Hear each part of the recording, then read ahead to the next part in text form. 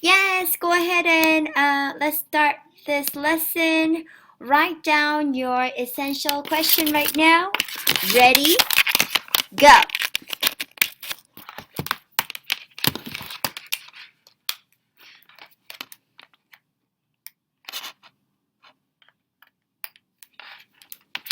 Okay.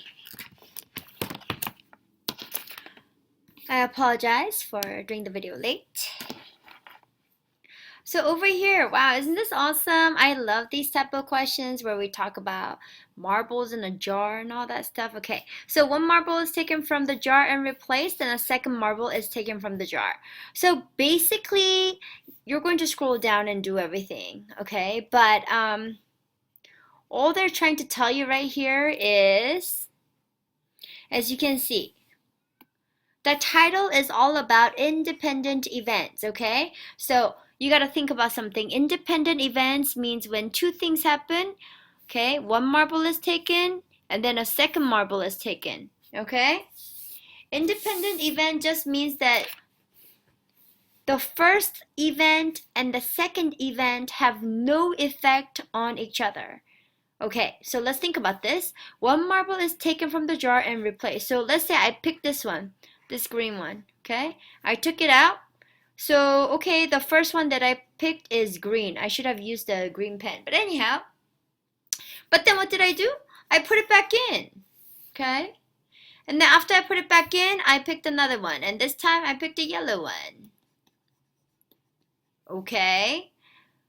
Does the first event have any effect on the second one? No, and that's what we call an independent event. And that's all you have to know today, pretty much. Okay, so if you have an independent event, all you have to do is multiply the two events to find the probability of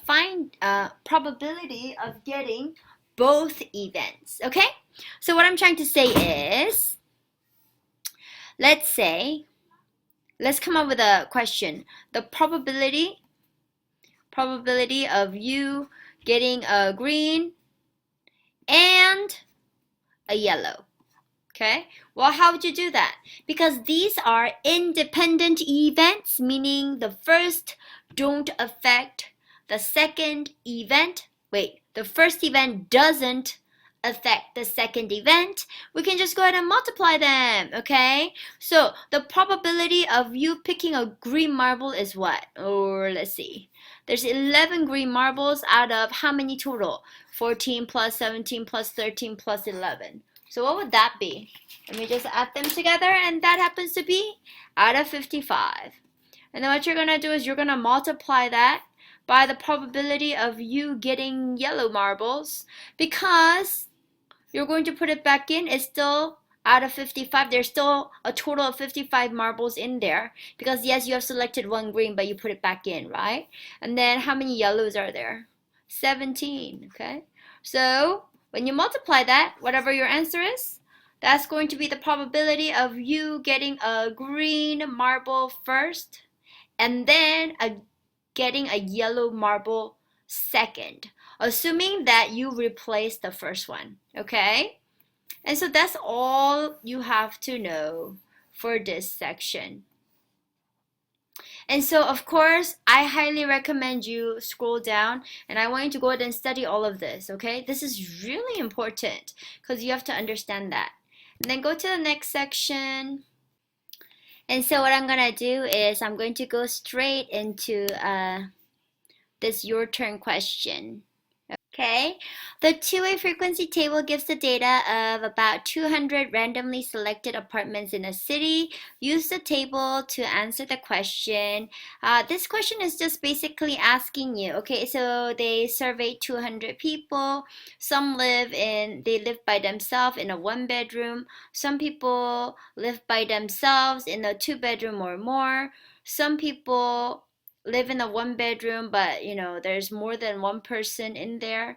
And then some people live in 2 bedrooms or more, and there's more than one person living there, okay? And if you add all of them up, you'll find out that they actually asked 200 people the same question. So the question is now asking, having a single occupant, well, is that independent of the event that an apartment has 1 bedroom? Oh, okay. So this is a really good question. All it's asking you is, are they related to each other? Okay, so let's think about this. The probability of having a single occupant, okay? How many single occupants are there total out of 200? There's 78 out of 200, okay? So what I'm gonna do is I'm just gonna, because I don't want to write this all over again. Single occupant, okay? Having a single occupant, that is 78 out of 200. That's the probability of having a single occupant in an apartment, whether it's a 1 bedroom or 2+ bedroom. But then the second probability that we're thinking of, let's not worry about the word independent right now, okay? Let's just calculate the probability of the back part. The event that an apartment has 1 bedroom. Apartment has 1 bedroom. Okay, so here's the 1 bedroom part, okay? So the thing that we have to compare now is in a 1 bedroom, that's a total of 91 bedrooms, okay? Out of all the 90 people who live in a 1 bedroom, how many are single occupants? Well, that'll be 68, okay? So then now what you gotta do is you gotta calculate these two, okay? Divide this and divide that, and then multiply that by 100. And obviously you can see that the percentages come out to be different, okay? And so since the probability of somebody living by themselves, being a single occupant, is different from somebody who lives by themselves, given that it's a 1 bedroom, meaning all the people who live in a 1 bedroom who also happen to live by themselves. Since these two probabilities are different, we know that the uh,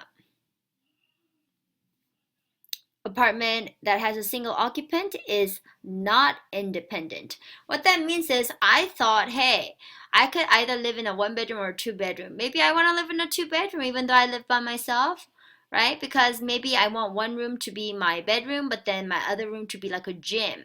But I was wrong. They are not independent. Independent means having a 1 bedroom, somebody living in a 1 bedroom does not affect, I mean, someone living by themselves does not affect whether they live in a 1 bedroom or a 2 bedroom. But I was wrong. I guess it makes sense that if there's more than one person living in an apartment, they probably want to be in a apartment with 2 or more bedrooms, right? So they are dependent. Like how many people live in an apartment actually does matter whether they want to get a 1 bedroom or a 2 bedroom. So basically, since we calculated our probability and they are not the same, we know that these two situations are not independent. They do have some kind of connection, whether there's one person or two people, living in an apartment, that does have an effect on whether you live in a 1 bedroom or a 2 bedroom, okay? I hope that helped you a little bit, and I'm going to move on. And if you didn't understand this part too well, I don't want you to stress out too much, okay? And so here's the next thing that they tell you. And over here, the main thing that you have to understand is this one right here. And of course, I don't want you to, when I tell you something is important, I want you to, of course, take good note of it. But on top of that, I don't want you to just take notes and stop. I want you to actually scroll down and study all this stuff, okay? So basically over here, they're showing you, if you want to find the probability of A and B both happening, in this case, with the previous problem, that would be like a person living by themselves and in a 1 bedroom. So that would be like a person who lives by themselves and they also live in a 1 bedroom and not the other ones. Well, what's the probability of that? In order for you to find that, you have to multiply the probability of a person living by themselves times the probability of, a person living in a 1 bedroom if they are independent. So we cannot use this formula on the other question, right? Because what was our answer?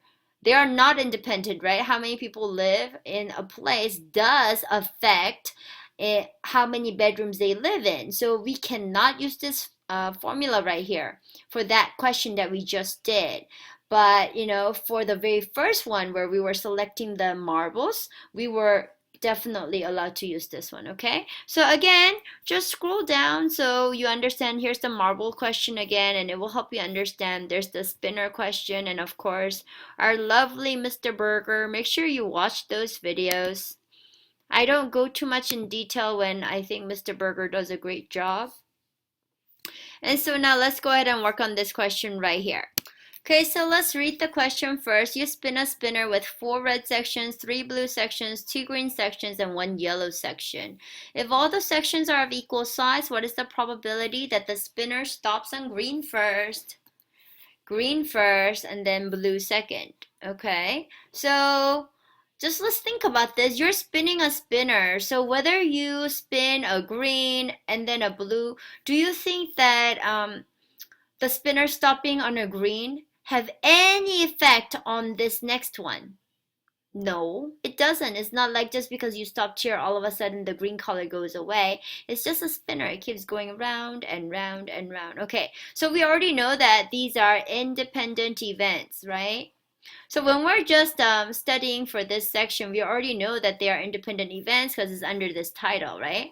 But when we try and take the chapter test, all of a sudden you gotta think, is this an independent event? Is this a dependent event? Because, tomorrow's lesson is going to be about dependent events, right? So please make sure before you start solving the problem, you try and figure out if this is an independent or a dependent event, okay? So obviously, there's no effect on either one of them. So these are independent, which means to find this and that, we just have to find the probability of this and that and then multiply them together. Okay, so the probability of the spinner landing on a green section is going to be how many green?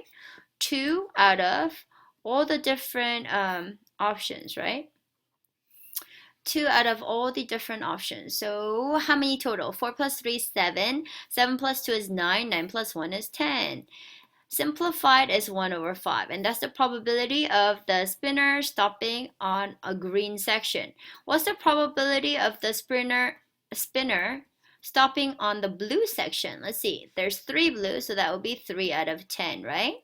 So simplified is still 3 out of 10. Why did I put an equal sign? So if you want to find the probability that this happens first and then that, okay, keyword is and right there, okay, you're going to multiply these two, okay? So the probability of G and B happening together is going to be 1 over 5 times 3 over 10. Multiply across 1 times 3 is 3. 5 times 10 is, I was going to say 15. That's dumb, right? So 5 times 10 is 50. So that's your answer. 3 over 50. Isn't this question so easy compared to the first one? Okay, so let me put my answer and see if that's correct. 3 over 50. Oh gosh. I need to get rid of this. Okay, yeah. Then check my answer, and of course it's going to say correct. All right. And then I'm not going to do the next question because it's very similar. And then I'm just going to go to the next section. Okay, so now over here they're giving you another way to figure out if 2 events are independent or not. And this time earlier, in the beginning, the very first question we didn't use this one, right? We did another one. But this time, we're going to use this formula right here to see if the 2 events are independent or not.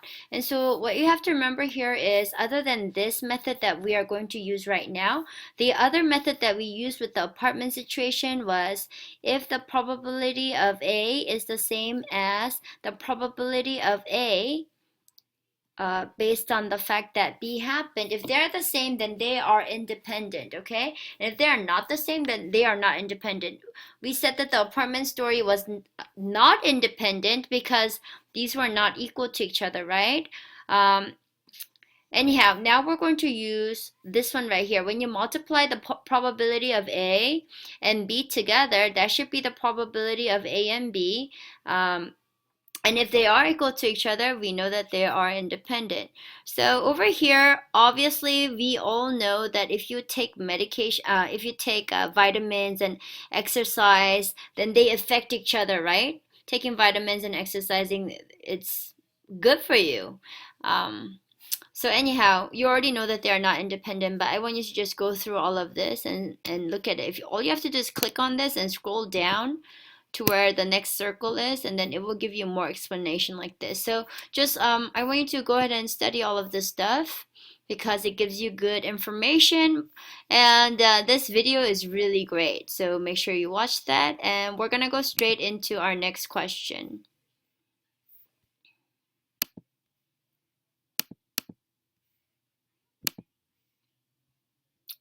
There you go. A farmer wants to know if an insecticide is effective in preventing small insects called aphids from damaging tomato plants. The farmer experiments with 80 plants and records the results in the two-way frequency table. So let's first understand the question, okay? There's this insect called aphids, and they are not good for tomato plants. So he's looking at 80 plants. That's how many plants he's looking at. And then he records the results. And basically what he's looking at is, do they have those bugs or no bugs? When he sprayed with the insecticide, did it have the bug? No bug. He did not spray the insecticide, right? That's the chemical to kill the bugs. Does he still have the aphids? Does he have no aphids, right? Okay, so there you go. Let's just try and guess, okay? Do you think that a plant being sprayed with insecticide and a plant that that has, it's supposed to be has, not as, a plant that has aphids are independent or not? We already know that they are not independent because obviously if we spray the insecticide, the aphids are gonna die. So they are dependent. However, we're going to pretend that we don't know because maybe the insecticide didn't work. Maybe it was just water. That doesn't make sense because that company that claims that they're selling the insecticide will get in trouble. But anyhow, let's just go ahead and work on this. Plant that was sprayed with insecticide, we'll call that the probability of I because we sprayed the insecticide. Plant that has aphids, we'll call that the probability of A, meaning probability of, it having aphids. There you go. Let's see. Sprayed with insecticide. Okay, it's out of 44 out of the whole thing, which is 80, right? And then a plant that has aphids.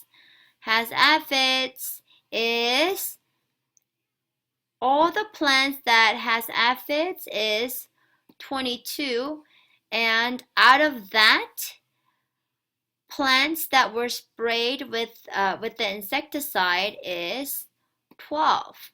Okay, so out of all the plants that has aphids, we gotta look at the ones that was sprayed, and that was 12. Okay, so this is the probability of A, assuming that B happened. Anyhow, and then what's the probability of a plant that was sprayed with insecticide and has aphids? Sprayed with insecticide and has aphids is basically 12 out of the whole thing, which is 80. So the probability of A and I, oops, I wrote it wrong. The intersection of A and I is equal to what? Is only 12, okay? Sprayed and has aphids is only 12 out of 80. So basically what we're trying to do is, can we multiply this and that together and get 12 over 80? Well, let's see. 44 over 80 times 12 over 22. Well, is that equal to 12 over 80? Let's try it out. 22 goes into 44 2 times. 2 goes into 80 40 times. 12 and 40 can both be divided by 4, 3, and 10. So we get 3 over 10 on this side. Okay, I'm going to erase this. So we're going to get Let me use a different color. We're going to get 3 out of 10 on this side. Well, is that equal to 12 over 80? Well, let's simplify. 12 and 80 can both be divided by 4. Nope, it's 3 over 20. They are not the same. Therefore, we know that they are not independent. They are dependent, okay? Basically, what that means is you spray insecticide, then the bugs are gonna die and there will be no more aphids, okay? So therefore, if you wanna find out what's the probability that a plant was sprayed with insecticide and the aphids are there, you cannot just multiply them together because that would be wrong. We can only multiply the two probabilities together to get the answer only when they are independent. So let's just go and select the answer. And so it is not independent, and check the answer, and of course that would be correct, okay? So now we are done with our lesson for today. Please make sure when you come to class, a lot of you are going to be confused, but don't get scared. We're not really too worried about figuring out whether the two events are independent or not. We just want to be able to look at a question and know right away that they are independent, and then be able to calculate the probability of something. So that would be a question like this one. Okay, so anyway, make sure you go to the textbook version and go into the evaluate section and solve some of those in the classroom. I hope you understood today's lesson. To summarize, all we did was, okay, what is an independent? What is an independent event? Well, that means one event does not affect the other. Okay, another thing, there's a formula.